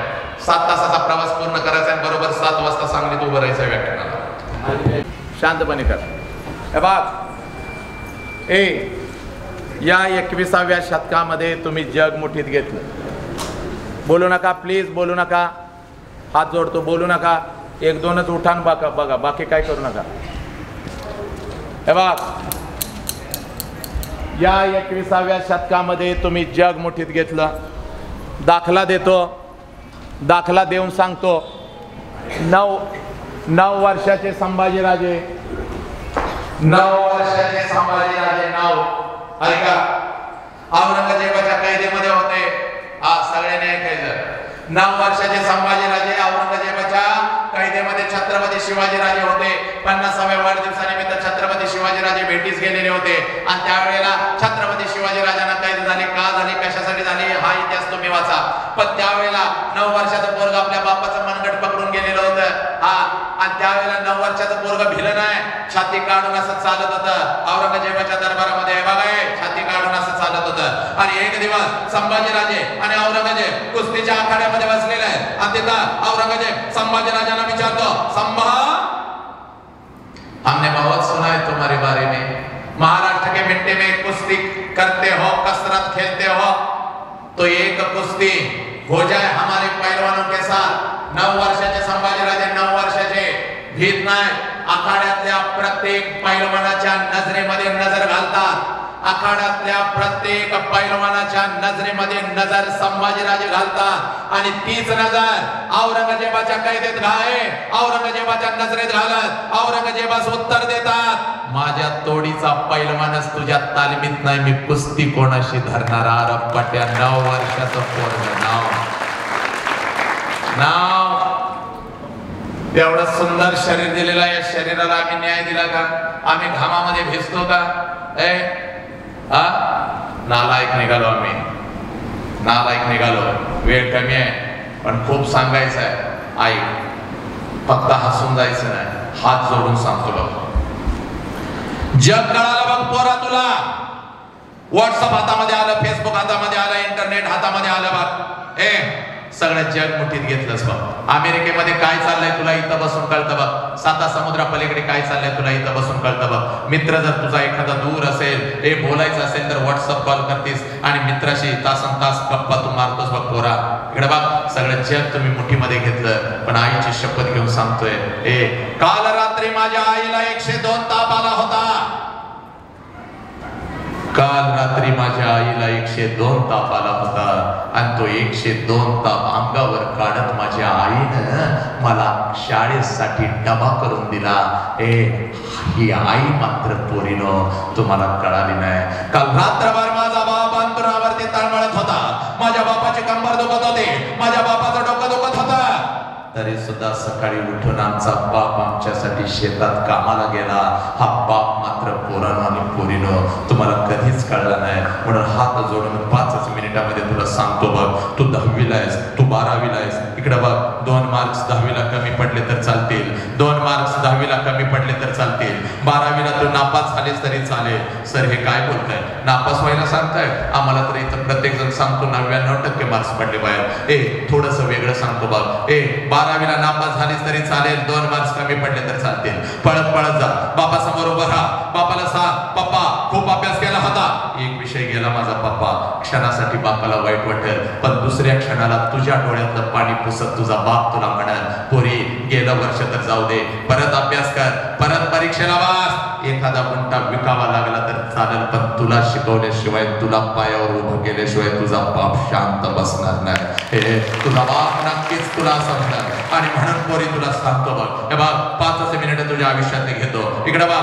पोरी, एक वेळ 10वीला 2 मार्क्स कमी पडले तर चालतील, 12वीला नापास झालास तरी चालेल, पोरा तू नाही डॉक्टर झालास तरी चालेल, तू नाही इंजिनियर झालास तरी चालेल, तू नाही वकील झालास तरी चालेल. आणि हे बघ, माझ्या गावच्या भाषेमध्ये सांगतो बघ, इकडे बघ पोरा, आयुष्यभर बापाच्या जीवावर बसून खावं लागलं तरी चालेल, पण पोरीनो आयुष्यात असं कुठलंच काम करू नका ज्याच्यामुळे तुझ्या बापाला मान खाली घालावी लागेल. पोरी, आयुष्यामध्ये आयुष्यामध्ये असं कुठलंच काम करू नको ज्याच्यामुळे तुझ्या बापाला मान खाली घालावी लागेल. त्याचाही अध्यात्म सांगतो बघ. मेल्यानंतर बापाला जाळतात, चूक आहे, हे गैरसमज आहे तुमचा.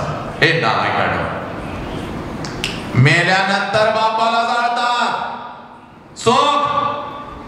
मेल्यानंतर बापाला जाळत नाहीत रे पोरांनो. मेल्यानंतर फक्त त्याचं निर्जीव शरीर जाळतात. पण जर पोरांनो तुमच्यामुळे तुमच्या बापाला मान खाली घालावी लागली तर जिवंतपणी बापाची चिता रोज घरात जळत असते. त्या चितेला पोरीनं रोज आपण अग्नी देत असतो. म्हणून हे बा डोकं फोडून तुला सांगतोय, आयुष्यात नालायकानं असं कुठलंच काम करू नका ज्याच्यामुळे तुझ्या बापाला मान खाली घालावी लागेल. हे पोरी, आणि म्हणून सांगतोय बघ पोरी, आज पळत पळत घरी जायचं, एक काम नक्की करायचं. आईला 2 प्रश्न विचारलेस, आता आईला कुठला प्रश्न विचारायचा नाही. आईला 2 प्रश्न विचारलेस, आईला आता कुठलाच प्रश्न विचारायचा नाही. एक काम करायचं बघ पोरी, पळत पळत जायचं, पळत पळत घरी जायचं. तुझ्या ताटात रोज 3 वेळचं अन्न येतं. नीट ऐका रे, तुझ्या ताटात रोज 3 वेळचं अन्न येतं. ते 3 वेळचं अन्न रोज यावं म्हणून सकाळी 7 वाजता तुझा बाप घर सोडतो आणि रात्रीच्या 10 वाजता घरात येतो, कारण माझ्या लेकरांच्या ताटात रोज 3 वेळचं अन्न यावं म्हणून. हा, तो बाप समोर आला, तो बाप समोर आला की एकच काम करायचं पोरे, पळत पळत जायचं ना आपल्या आईला. आईला 2 प्रश्न विचारले होते, आता आईला प्रश्न विचारायचा नाही. पळत पळत जायचं, पळत पळत जायचं आणि आपल्या बापाला एवढी घट्ट मिठी मारायची, एवढी घट्ट मिठी मारायची, एवढी घट्ट मिठी मारायची, बापाच्या डोळ्यामध्ये टच करून पाणी आलं पाहिजे. आणि ते पाणी तुझ्या गालावर पडत तुझ्या बापानं तुला विचारलं पाहिजे, पोरी काय झालं ग? शाळेमध्ये कोण काय तुला बोललं का? कॉलेजमध्ये कोण काय तुला बोललं का? आई काय तुला बोलली का? तुला काय हवं का? अशी कधीच रडून मला घट्ट मिठी मारली नव्हतीस पोरी. काय झालं तुला सांग पोरी, काय झालं? त्यावेळेला बापाला सांगायचं, पप्पा काही नाही झालं पप्पा, मला कोणी काही नाही बोललं पप्पा, मला आई काही नाही बोलली, मला कोणी काही नाही बोललं, मला शाळेमध्ये बाई काही नाही बोलल्या, मैत्रिणी काही नाही बोलल्या, मला काही नको पप्पा. पप्पा मी जेव्हा 2 वर्षाची होते ना पप्पा, जेव्हा मी 1.5 वर्षाची होते ना पप्पा, तेव्हा रोज तुम्हाला मिठी मारत होते पप्पा, तेव्हा रोज तुम्हाला मिठी मारत होते पप्पा. कारण तेव्हा मला माझा बाप कळत होता पप्पा, तेव्हा मला माझा बाप कळत होता. मला आई रागवली तर मी अंगणामध्ये उभी राहत होती, तुमची वाट बघत होती. तुम्ही आल्या पळत तुमच्याकडे येत होती, तुमच्या गळ्यामध्ये पडत होती, आईची तक्रार करत होती, पप्पा आईला मारा पप्पा आईला रागवा पप्पा, मला मारलंय पप्पा. तुम्ही मला उचलून घेत होता, माझ्या डोळ्यातलं पाणी पुसत होता, माझ्या गालाचं मुख घेत होता, माझी लेक म्हणत मला अंगा खांद्यावरती खेळवत होता. मारूया, दोघं मिळून मारूया आईला, चल ग चल.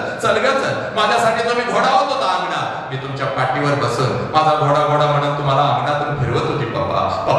पण आता मी मोठी झाली, मी आता शाळेला जाते, मी आता कॉलेजला जाते, तुम्ही मला बंधनामध्ये ठेवता. इकडे का गेली तिकडे का गेली, तुम्ही माझी विचारपूस माझ्या माघारी करता. तुम्ही आता मला आवडत नाही, मी तुमचा तिरस्कार करते पप्पा. मला काय लागलं तर मी आईला मागते, तुमच्या समोर येत नाही. पण आज व्याख्यानाला गेली होती, व्याख्यान कसलं बदल झाला माझ्या, परिवर्तन झालं माझ्या. मला हरवलेला बाप मला परत एकदा मिळाला म्हणून मिठी मारते पप्पा, म्हणून मिठी मारते. आज घरी जा आणि आपल्या बापाला कडकडत मिठी मारा. कारण आईची शपथ घेऊन सांगतो बघ, आईची शपथ घेऊन सांगतो बघ, बापाची किंमत त्या पोराला विचारा. ज्याचा बाप त्याला लहानपणी सोडून निघून गेलाय, लय श्रीमंत पैसा नालायकानं तुमचा बाप तुमच्या घरामध्ये आहे. बापाची किंमत त्या पोराला विचार. हे बघ, कधीतरी एखाद्या अनाथ आश्रम मध्ये जा, मैत्रिणींचे वाढदिवस साजरे करायला जातीस ना, तसेच एखाद्या अनाथ आश्रम मध्ये जा. 8-9 वर्षाचं पोरगा हातामध्ये थाळी घेऊन भात खात बसलेलं असतं. हे सत्य आहे, हे अनुभवलंय मी, हे अनुभवलंय मी, या डोळ्याने बघितलंय, या कॅमेऱ्यामध्ये कैद केलेलं आहे. इकडे बघ पोरी, हे बघ 8-9 वर्षाचं पोरग एखाद्या अनाथ आश्रमामध्ये हातामध्ये थाळी घेऊन भात खात बसलेलं असतं. त्या पोराच्या शेजारी जाऊन बसायचं आणि हळूच त्याला विचारायचं, तुझ्या बापाचं नाव काय रे? हातातली थाळी फेकून देतं, तोंडातला भात काढून फेकतं आणि हंबरडा फोडत ते पोरग म्हणतं, मला बाप पण नाही आणि मला आई पण नाही. मला माझ्या आईनं कधी घास भरवला नाही, माझ्या बापानं कधी मला अंगा खांद्यावरती खेळवलं नाही. मला माझ्या आईचा स्पर्श माहिती नाही, मला माझ्या बापाचा स्पर्श माहिती नाही, मला माझ्या बापाचं माझ्या आईचं नाव मला माहिती नाही. नका विचारू, नका विचारू मला माझ्या बापाचं नाव, नका विचारू मला माझ्या आईचं नाव. ए पोरी, ए पोरी, ए बघ, बापाची किंमत त्या पोराला विचार, बापाची किंमत त्या पोराला विचार, ज्याचा बाप त्याला लहानपणी सोडून निघून गेलाय. तो व्यसन करून फिरशील का? बापाला मान खाली घालायला लावशील का? पिढ्यान पिढ्या ज्या गावामध्ये बाप आणि तुझं खानदान फिरत होतं त्या खानदानाला झुकवशील का? पोरा नाही रे पोरा, चुकतोयस पोरा, लक्षात घे पोरा. ए पोरी, 20 वर्ष तुला तळहाताच्या फोडासारखं जपलंय आणि ज्या वेळेला पोरी तुझं लग्न ठरतं ना ग, सगळ्या घरामध्ये आनंदी आनंद असतो, सगळ्या घरामध्ये आनंदी आनंद असतो, सगळ्या घरात आनंद असतो, आनंदाला उधाण आलेलं असतं. चांगला जावई मिळाला, चांगलं घराला मिळालं, चांगले पाहुणे मिळाले, पण रात्रीच्या अंधारात तुझा बाप मात्र हंबरडा फोडून रडत असतो. कारण बापाला कळतं 20 वर्षाचं माझं पाखरू आता भुर्र करून उडून जाणार आहे. हे बघ, ए पोरी, आईच्या डोळ्यात अश्रू आले तर आईला तुझा बाप ओरडतो. का रडतेस का? रडायचं नाही बाप, अजिबात रडायचं नाही. रोज रोज पोरगीचा चेहरा बघायला आता आपल्याला मिळणार नाही. तिला हसत पाठवायचं, अजिबात रडायचं नाही. आणि बापाला रडायला आलं तर आंघोळीच्या निमित्तानं आंघोळीला जातो आणि आंघोळीच्या पाण्यामध्ये साला हंबरडा फोडून तुझा बाप तुझ्यासाठी रडतो. बाहेर आल्यावर तुझी आई म्हणते, डोळे का लाल झाले? डोळे नाही लाल झाले ग, साबण गेला माझ्या डोळ्यात. पोरी, साबण नाही गेला, तुझ्या आठवणी तुझा बाप लय रडला. सगळ्या वेदना आतमध्ये दाबून हसत हसत लग्न पत्रिका देत असतो. या रे या, माझ्या पोरगीच्या लग्नाला या, सहकुटुंब सहपरिवार या. हसत लग्न पत्रिका देतो, पाठमोरा होतो, हंबरडा फोडत घराकडे येतो. कारण लग्न पत्रिकेवरची तारीख त्याला सांगत असते, या तारखेला तुझी पोरगी कायमची निघून जाणार आहे, या तारखेला तुझी पोरगी कायमची निघून जाणार आहे. हे पोरीनो, हे 12.5चं तांदूळ असतं बघ, 12.5चं तांदूळ असतं बघ. हे बघ, नटून थटून हे इथंच अशी उभी असतेस बघ. सगळ्या आनंदाला उधाण आलेलं असतं, वाजंत्री वाजवत असतात, मंगलाष्टका संपलेले असतात. प्रत्येक जण तुला आशीर्वाद द्यायला वरती येत असतो, भेटवस्तू देत असतो, आशीर्वाद घेत असतेस, भेटवस्तू घेत असतेस, नवऱ्याला सगळ्यांच्या ओळखी करून देत असतेस. आणि तिकडे बाप मात्र जेवणाच्या पंक्तीमध्ये सगळीकडे फिरत असतो बघ. एकदा हळूच तुझ्याकडे बघत असतो, त्याला कळत असतं 2 तासानंतर आता काय होणार आहे, त्याला कळत असतं. तरी पण हसत हसत तिकडे फिरत असतो. प्रत्येकाला म्हणत असतो, जेवा रे जेवा, माझ्या पोरगीचं लग्न आहे, पोट भरून जेवा, पोट भरून जेवा, पोट भरून जेवा.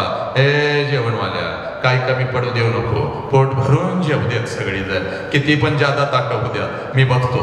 ए पोरी, बघता बघता 3 वाजतात आणि नवऱ्याबरोबर सासरी जाण्यासाठी नवऱ्याचा हात धरून जशी लग्नाच्या बाहुल्यावरून खाली येतेस, त्या लग्न मंडपामध्ये पहिला हंबरडा तुझ्यासाठी तुझी आई फोडते बघ. पळत पळत येते, तुझ्या गळ्यामध्ये पडते. पोरी, 20 वर्ष तुझ्या बापानं मी तुला तळहाताच्या फोडासारखं जपलं आणि आता एका कोपऱ्यात आम्ही असं उभं राहायचं आणि आमच्या समोरून अशी निघून जाशील की ग, आमच्या समोरून आता अशी निघून जाशील. आज रात्री घरी कसं जाऊ? घरच्या भिंती खायला उठतील. घरामध्ये तू मला दिसायची नाहीस. आई करत माझ्या मागं पळणारं लेकरू आता मला दिसायचं नाही. आज घरी कोणाला सांगू? तुझा बाप माझ्या बरोबर भांडण करून गेलाय. बाहेर भांडण करून गेला की काय खात नाही बघ, उपाशी राहते बिचारा. त्याला बोलव, त्याला काय तर खायला घालू दे. आज मला मदत कर. कोणाला सांगू? कोणाला सांगू? तुझी आई हंबरडा फोडून रडत असते, तुझी मावशी रडत असते, सगळे रडत असतात बघ. लग्न मंडपात उरले सुरलेले सगळे रडत असतात आणि तिथं तुझा बाप हसत हसत फिरत असतो. पळत पळत तिथे येतो, सगळ्यांना ओरडतो, का रडताय ना, का रडताय? कोणी रडायचं नाही. माझ्या पोरगीचं नवीन आयुष्य आहे, चला तिला हसत हसत पाठवा. तुझा हात धरतो, तुझ्या नवऱ्याचा हात धरतो. लग्न मंडपाच्या बाहेर गाडी सजवलेली असते. गाडीपर्यंत येतो बघ, गाडीचा दरवाजा उघडतो, तुम्हा दोघांना गाडीमध्ये टाकतो, दरवाजा बंद होतो आणि तुला म्हणतो, जा पोरी, जा पोरी, जा जा जा, चल जा, हसत जा, चल जा. तुझी गाडी निघून जाते. तुला वाटतं माझा बाप असाच आहे, लहानपणापासून मला बंधनात ठेवलं माझ्या बापानं आणि आता तर कमालच केली. सगळा लग्न मंडप रडला, माझा बाप नाही रडला. पोरी चूक पोरी, पोरी चूक. तुझा बाप रडला आणि बापाबरोबर तुझा भाऊ पण रडला, पण तो तुला कधी दिसला नाही. कधी रडला तेवढं सांगतो आणि मी तर थांबतो बघ. हे बघ पोरी, जशी तुझी गाडी निघून जाते त्या लग्न मंडपामध्ये तुझा बाप परत येतो बघ. त्या लग्न मंडपामध्ये तुझा बाप परत येतो, पळत पळत येतो बघ. हे बघ, लग्न मंडपवाल्याला बोलवतो, इकडे रे बाबा तुझं किती पैसा, आजच घे उद्या माझ्याकडे असतील नसतील, लग्न मंडपवाल्याचे पैसे देतो, जेवणवाल्याला बोलवतं, लय छाक जेवण बनवलं होतंस बाबा, लय छाक जेवण बनवलं होतं, त्याचं पैसे देतो, वाजंत्रीवाल्याला तर म्हणतो 1000 ज्यादा बाबा तुम्हाला, लय भारी वाजवत होता, बस्तवाल्याच्या तर गळ्यातच पडतो, तुझे कपडे घालून माझं पाकूर काय भारी दिसत होतं बाबा, काय भारी दिसत होतं. पोरी, संध्याकाळी 7 वाजेपर्यंत त्या लग्न मंडपात तुझा बाप तुझ्यासाठी भिकारी होतो पोरी, भिकारी होतो. जेवढं साठवलेलं असतं तेवढं सगळं उधळून देतो, जेवढं कर्ज काढून आणलेलं असतं सगळं उधळतो, पैशाचा पुडका घेऊनच फिरत असतो. आणि पोरी संध्याकाळी 9 वाजता पळत पळत घरी जातो, घरातलं तुझ्या वस्तूंचं कपाट उघडतो आणि तुझ्या वस्तूंना पकडून पकडून रात्रभर जो अंतरून आणि उशी ओली करतो त्या देव माणसाचं नाव साधा बाप आहे पुरी, त्या देव माणसाचं नाव बाप आहे. तुझी आई म्हणते आहो सावरा की स्वतःला, तेव्हा तुझ्या आईच्या खांद्यावर डोकं आपटून आपटून आईचा खांदा जो ओला करतो त्या देव माणसाचं नाव बाप आहे पोरी. हे पोरी, तुझी जुनी ओढणी काढतो, त्या ओढणीनं डोळं पुसत, त्या ओढणीचं मुख घेत, ती ओढणी उशाला घेऊन झोपतो, त्या देव माणसाचं नाव बाप आहे पोरी, त्या देव माणसाचं नाव बाप आहे. हे पोरी, हा बाप, ही आई, हा बाप आणि ही आई. त्या बापाला तुम्ही लाचार करणार आहात का? अशा बापाला तुम्ही मान खाली घालायला लावणार आहात का? पोरांनो, हा प्रश्न तुमचा. कुठली अंधश्रद्धा नाही, कुठला हिप्नोटाइज मी करत नाही, कोणाला रडवायला मी आलेलो नाही, मी फक्त सत्य आणि वास्तव सांगतो. त्यावेळेला माझं काळी सुद्धा वाघासारखा बाप जेव्हा मी भिंतीवरती बघतो ना पोरांनो, काळी सर्व करतो साला.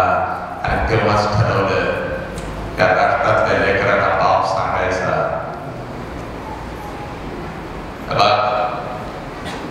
कोणतर तुमच्या आयुष्यात येतो 1-2 महिन्यासाठी आराम, हे वय तुमचं शिकण्याचं, तुमचं 16, 17, 18, 19, 20 वर्ष निर्णय घेण्याची क्षमता नसते. अशा वेळेला कोणतरी येतो नालायक तुम्हाला खोट्या प्रेमाच्या जाळ्यामध्ये फसवतो. एखादं चॉकलेट काय देतो, फोनवर तुम्हाला बॅलन्स काय मारतो, एखादा ड्रेस काय घेऊन देतो, त्याच्या गाडीवरून फिरायला काय जाता. आणि 20 वर्षाच्या बापानं तुम्हाला तळहाताच्या घोडासारखं जपलं, त्या बापाच्या तोंडावर पच करून थुकताना तुम्ही घर सोडून निघून जाता. कसं जगायचं?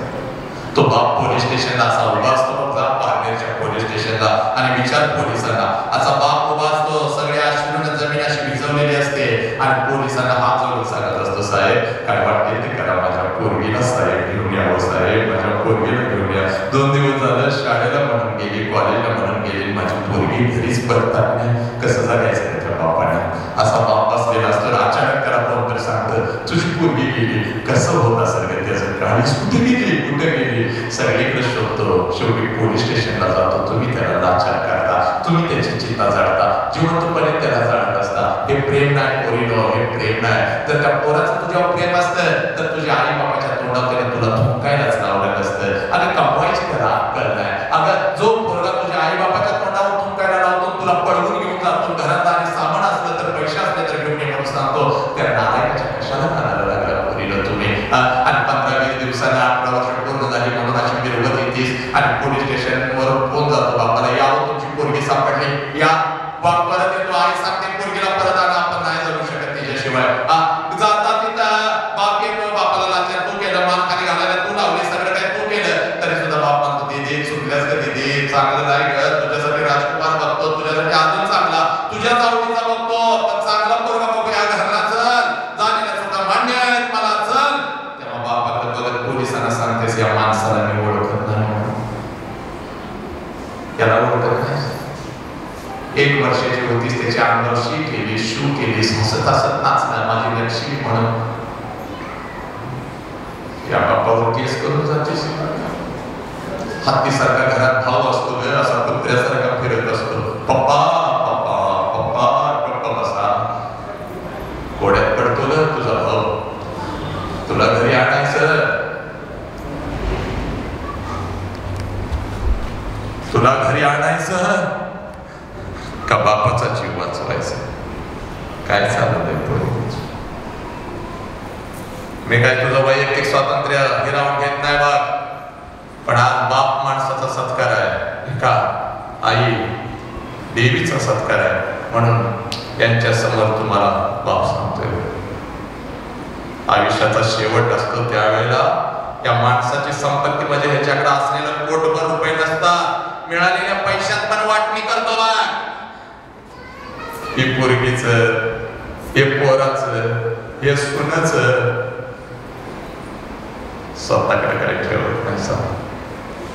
हात जोडून एवढंच सांगतो, मी मरेपर्यंत मला फक्त जपा, मला आता तुमच्यातनं काढू नका, कारण तुमच्याशिवाय मी जगू शकणार नाही, एवढी एकच इच्छा असते. आणि त्यातनं पण तुम्ही बाहेर जर काढलं तर म्हाता म्हातारी एकमेकाचा हात धरतात आणि आपलं आपलं जीवन जगतात. आणि त्यातला एक निघून गेला की एकटाच उरतो आणि मग झुरत झुरत बसतो. फक्त देवाला एकच मागत असतो, मला पण लवकर घेऊन चल. ज्यांच्यासाठी आयुष्य उधळलं त्यांनाच मी नाही कळालो. हे नालायक नाटकी पैशावर प्रेम करणारे, बापाच्या संपत्तीवर प्रेम करणारे.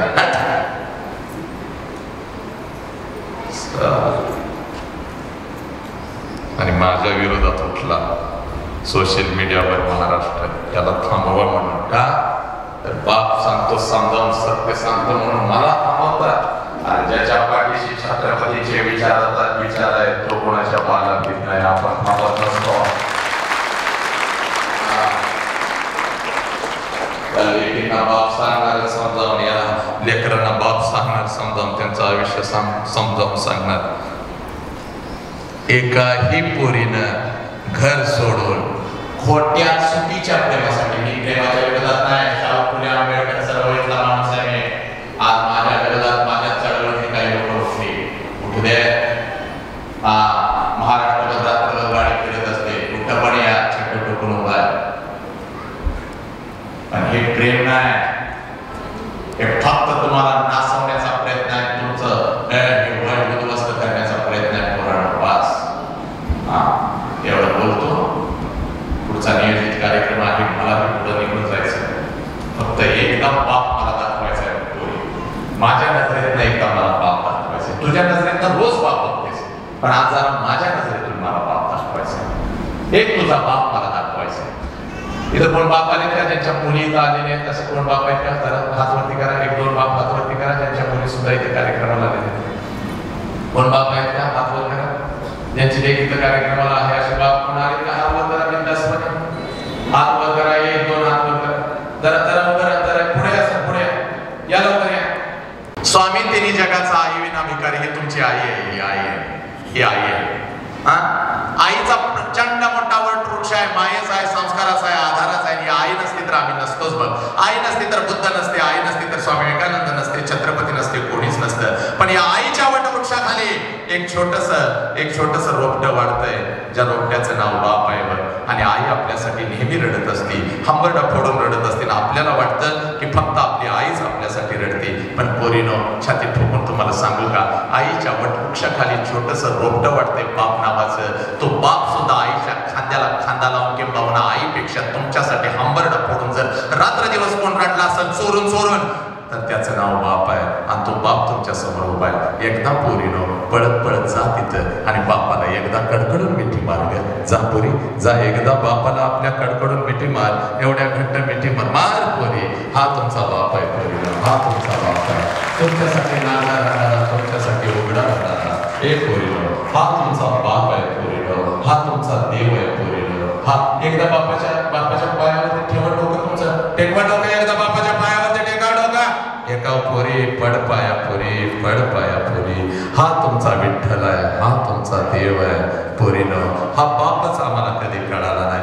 अशा बापाला लाचार करणार आहे का? अशा बापाला मान खाली घालायला लावणार आहे का पोरीनो? या बापाच्या डोळ्यातले असे खोटे आहेत का? राष्ट्रातला बाप ढाळढाळा रडतो, खोटा आहे का? नाही पोरीनो. बसा सर बसा. पावर आहे. आज माझ्याकडे लाखो तरुण आहे, पण आज माझ्याकडे बाप नाही. काय करू? गरीब आहे, गरीब आहे. म्हणून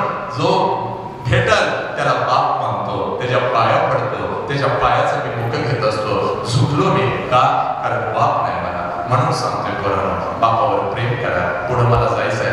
रात्र दिवस प्रवास करून आलोय. रात्रभर आता दिवसभर जागून प्रवास करून पुन्हा मेट्रिक घ्यायचंय, पुन्हा रात्री निघायचंय. रात्रंदिवस गाडगे बाबांचा वसा मी घेतलेला आहे. त्यांच्या चरणाची मी धूळ मी पळतोय, कारण मला राष्ट्रभर पुन्हा एकदा नव्याने बाप आणि आई समजावून सांगायचंय. मुखातून काही चुकीचे शब्द गेले असतील तर मला माफ करा. सकाळपासून डॉक्टर साहेब माझ्या बरोबर आहे. डॉक्टर साहेब सकाळपासून माझ्या बरोबर आहेत. खूप खूप आभार आहे. ज्या लेकरांना हे व्याख्यान ओढून ताणून का होईना मला खेचून इथं आणलं जरा उभं लेकरा, त्या लेकरासाठी यायलाच लागतंय. अरे बाबा, काल रात्री माझं कोल्हापुरात व्याख्यान संपलं, कसं येऊ बाबा? या सर या, आजच या. मी लक्षात घ्या. मुखातून काही चुकीचा शब्द गेला असेल तर मला माफ करा. जे काय तुम्हाला आवडलं ते सगळं या ब्रह्मांडाचं ते थांबतो. पुढे जायचं असल्यामुळे मी लगेच निघणार आहे. कोणी मला थांबवू नका. घर करून मला निघून जायचंय पुढं, कारण खूप 7 तासाचा प्रवास आहे. बरोबर 7 वाजता पोहोचतोय, 7ला व्याख्यानाला उभं राहायचंय. पुन्हा कधी नक्कीच भेटूया. आशीर्वाद मात्र नक्कीच द्या. अरे आमच्या या पोराचा आवाज जसा वाघासारखा आहे असाच शेवटपर्यंत राहणार आहे. नजर तीक्ष्ण राहणार आहे. शरीराचा अवयव असाच बोलत राहणार आहे. येणाऱ्या संकटांच्यावर मात करून तो विजय होणार. एवढा आशीर्वाद माझ्या जोडीमध्ये टाका. एवढं बोलतो आणि मी तर थांबतो. वंदे मातरम. जय हिंद, जय भारत.